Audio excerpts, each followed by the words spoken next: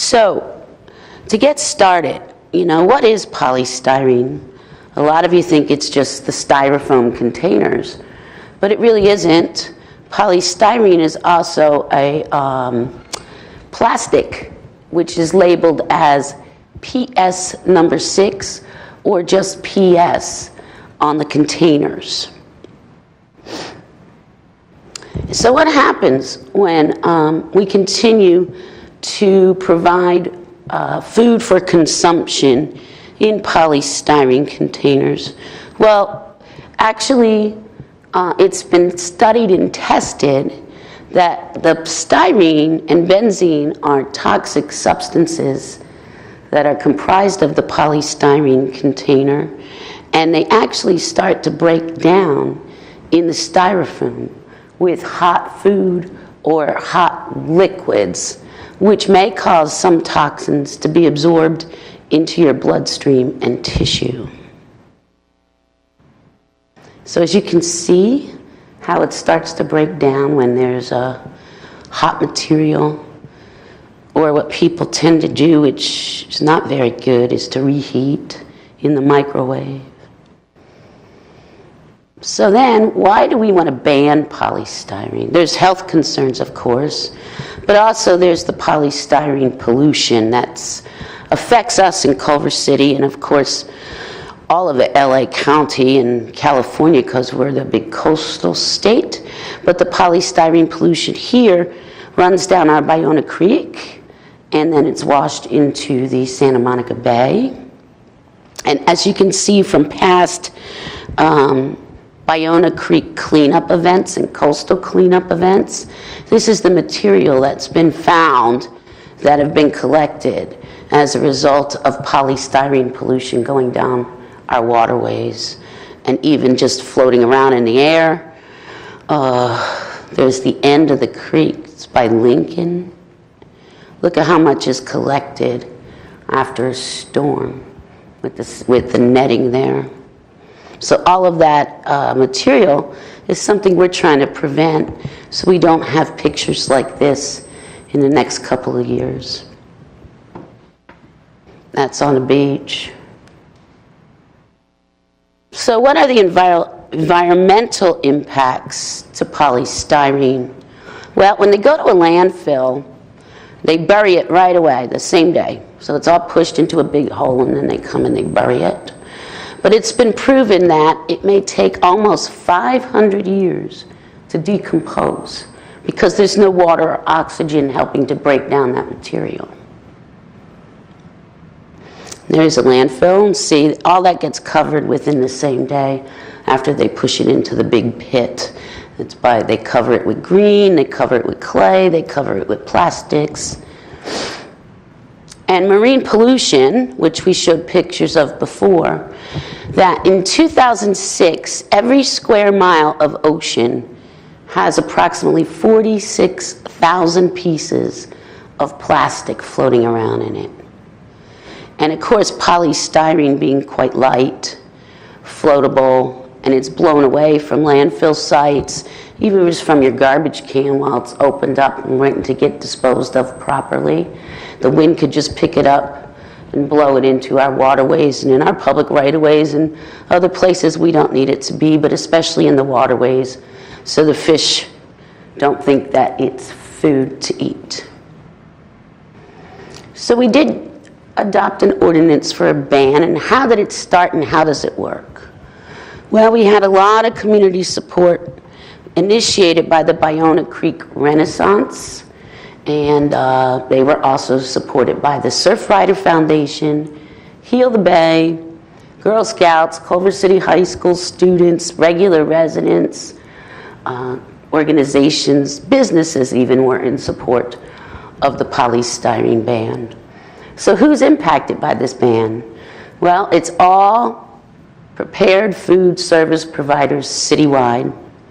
It's all retailers citywide.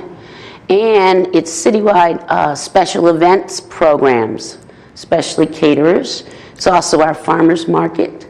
And it's all city facilities. The timeline, as I mentioned earlier, is November 8th. The ban will become effective at that time. That's why on November 8th, Culver City says no to polystyrene. So here's our regulation, and it's Chapter 11.18, Polystyrene Regulations, to Title 11, Business Regulations of the Culver City Muni Code. So what does it include? Well, it includes foam polystyrene, but also hard solid plastic, PS or PS6. And it's hot cups, plates, bowls, clamshells, all utensils, all straws, water cups, hot cup lids, clamshells, sauce containers. In addition to the ban, food vendors are not supposed to provide single-use cutlery unless the customer requests that it be provided. So we did a little analysis about that, and we had a cafe and cheese shop called the Sacred Wheel, and they stopped handing out utensils, napkins, and lids automatically with every purchase. And as a result of that, in 1 year, they realized a savings of $714. Also at that same location, they saved an additional $132 annually with serving straws only if the customer requested it. So we think that's a very good thing, especially if you're doing takeout and just going home. But if you're doing takeout for lunch, maybe we should get into the habit of having our reusable cutlery at our desks so that we can just wash it and reuse it again. Okay, what some bars have been doing lately is having their bartenders use reusable metal or glass straws for tasting their drinks before giving it to the customer, and using paper straws for the customer themselves. So again, who will this ban affect? Well, it affects all city special events.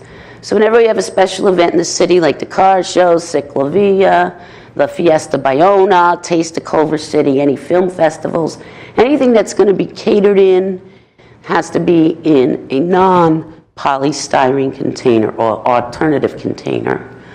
Citywide retailers that have delis inside, they can't send anything out in a styrofoam container. And all citywide prepared food service providers, including grocery store delis, farmers markets, hotel, motel, restaurants, convenience stores, that's your 7-Eleven, your mini marts that are at the gas stations, restaurants, and retailers. Okay, what does it exclude? Well, there are some exceptions, and that is the use or sale of meat trays, egg cartons, and packing material, and any unprepared food that uses polystyrene, such as when you buy raw meat or fish at the grocery store, that has a polystyrene packaging on it, the foam. Egg cartons, some of them are foam, and of course already pre-packaged for consumer use retail. And one example we have is a good one. If you buy ramen noodles, that cup is pre-packaged for sale. Okay, that's an exemption. So that in addition to that, what is the penalty for non-compliance? Well, for the first offense, it's $100. Second time, it's $200. And $500 every time they come back to site. Okay.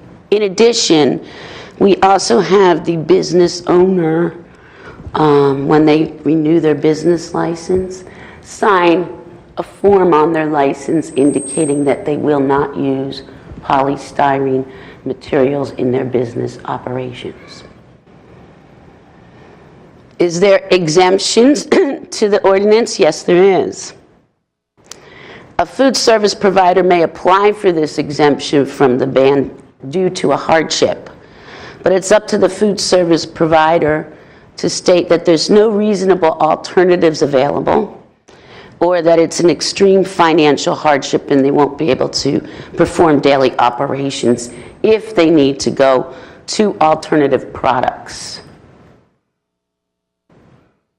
We've created a lot of resources to help businesses into this transition. And we've had this for about 6 months now prior to the effective date. So some of the things that we created, of course, was, and we'll give these out after the presentation, we started out with a brochure that advised of the regulations and fact sheet and where they could get more information. Then we began a catalog. And we're very proud of this catalog, and I have to tell you why. Because I think it was the LA Times, if I'm not mistaken, about polystyrene ban, wrote about Culver City, saying they also did a lot of research to demonstrate that there are viable alternative products to their businesses. This is about a 20-page brochure. It has web pages on there. It has various products where they can get them. Now, one of the questions I've received a couple of times was, well, how about costs? Well, it was very difficult for us to try to put together a cost sheet in relationship to the product. The reason being is there's about 20 websites that all sell the same product, but it'd be like buying, let's say, a pack of 100 cups at Target or a pack of 100 cups at, like, Nordstrom. So they vary in the retail price that's set. So we would prefer that the business owner at least visit all the websites to see where their best available product and cost for their business could go to. In addition to that, we have presented and are giving out little like posters that they can hang by their cash register, which advises that cutlery will only be given upon request. We have several of these that we've given out to the businesses.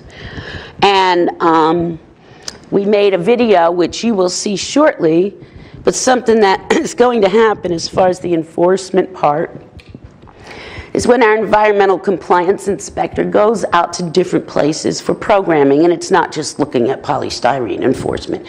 They're going to look at stormwater and illegal dumping and contamination of materials in their trash and the FOGS program and all of those good things.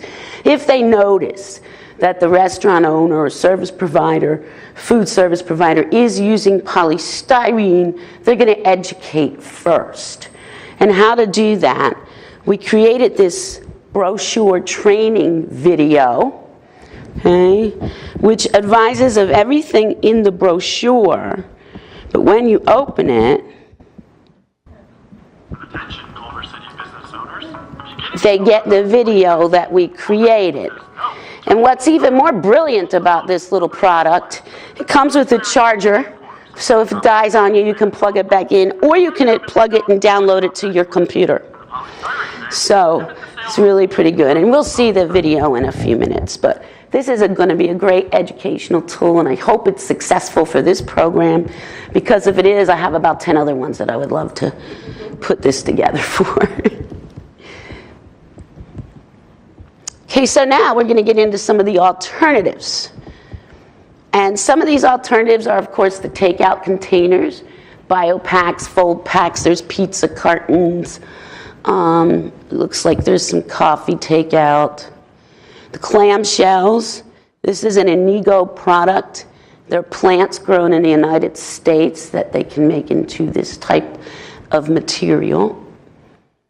They say they're compostable, but they can also be recycled. Okay. Then we have champware. Champware is something that I sort of like. It's very durable. It's made of a sugarcane byproduct. You'll see a lot of the restaurants moving on to this. It's like a white, it feels like a light plastic, but it's really made out of sugarcane. It's a very durable product. And then there's, of course, the wheat straw fiber, which we have a lot of this here. These are the wheat straw fibers.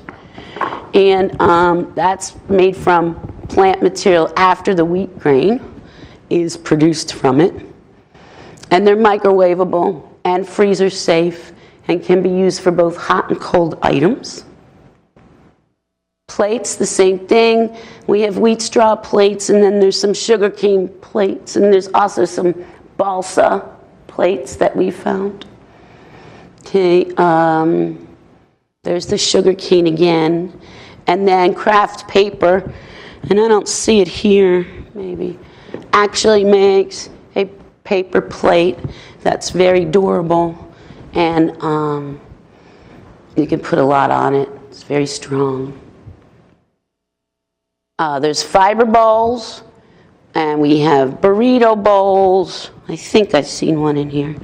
So we have these, and these are like for fries and things.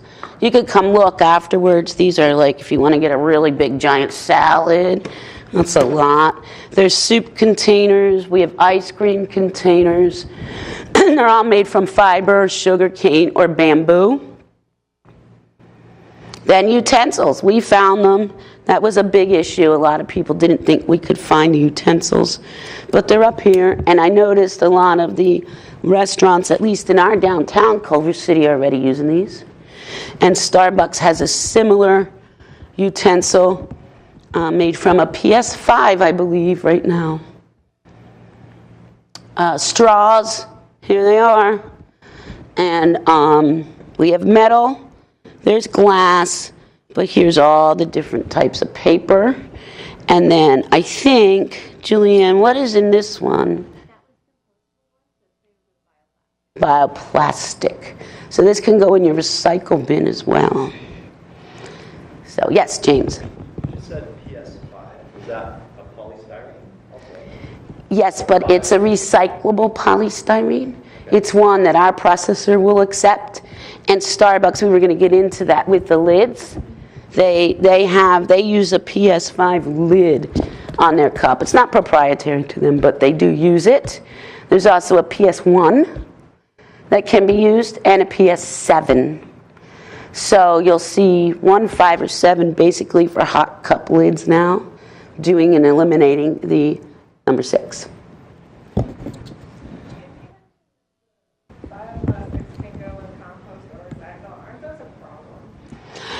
Depends on your composting site. So when I was in Santa Monica at a site called Agriment up in Oxnard, they didn't want it because it won't break down, even though it says it's biocompostable. It does eventually break down, but it's not fast enough for their turnaround and their windrows. But CR&R has these anaerobic digesters that are massive amounts of heat, and it will break down in their digester process. So composting, not so much.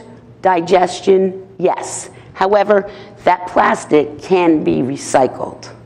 Okay, so I like to tell everybody if we're not in it, if we don't have a digestion program in our city yet, that I would prefer to see them put that in their recycle, because our compost facility really doesn't want a lot of that material right now. But if it's paper, it's okay. Paper's fine. Can the bioplastic cups also go either place? Mm-hmm. Mm-hmm. They can. I thought they were a problem for both waste streams. No, they can. It's more of a problem for composting itself than anything else. And James knows we went through that whole thing in Santa Monica. Mm-hmm.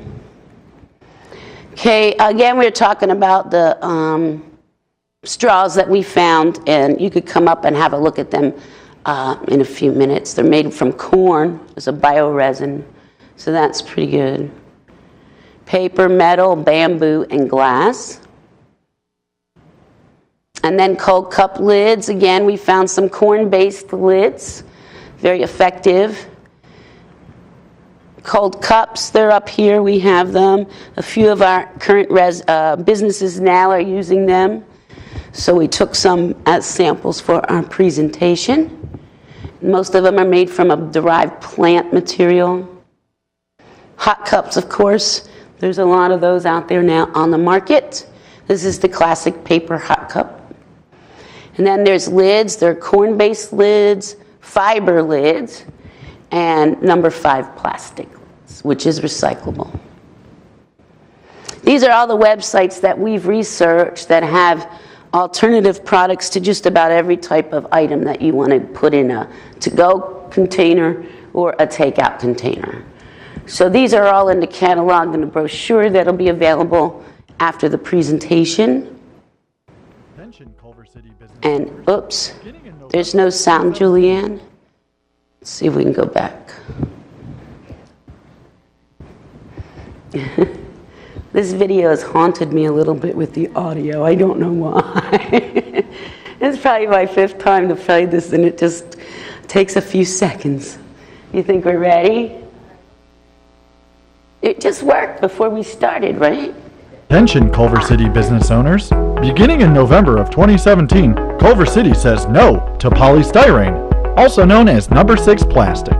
Polystyrene comes in 2 forms, the commonly known expanded soft foam and the less commonly known hard compact plastic. The polystyrene ban will prohibit the sale of both forms of polystyrene. Polystyrene foam food containers include items such as plates, bowls, clamshells, and the hot cup.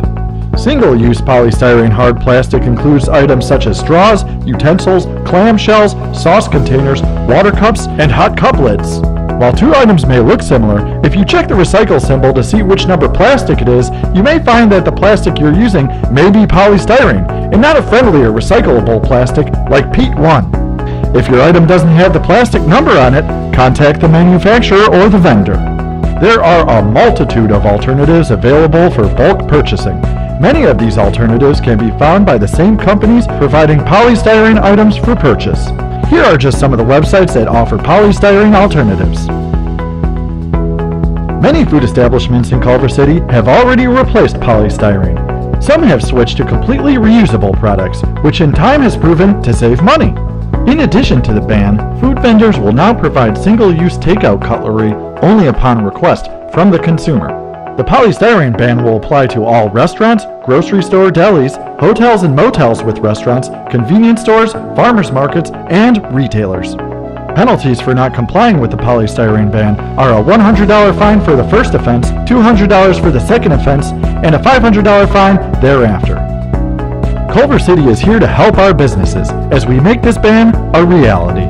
For more information and resources on polystyrene alternatives, please visit culvercity.org/polystyrene ban or contact Environmental Programs and Operations at 310-253-6423. So that's our education video that I said is also going to be handed out when we go out and find that there are restaurants that aren't in compliance just yet. So that's the end of the presentation about the polystyrene ban, and I'm welcome for any questions that you have.